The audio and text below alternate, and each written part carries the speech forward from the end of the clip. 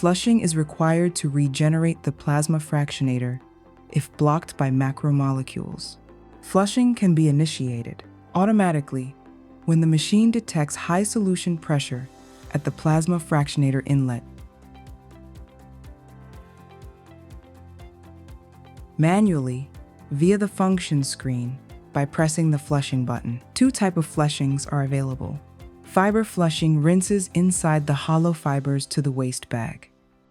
Transmembrane flushing rinses the hollow fibers from the outside to the waste bag.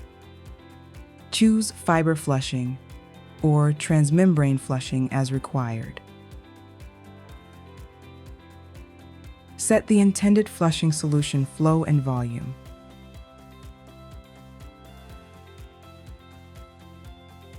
Start flushing by pressing the flushing button. The progress is shown on the screen. The plasma pump is stopped. The flushing pump is running. Flushing stops automatically when the set volume is reached. Confirm end of flushing by pressing flushing done.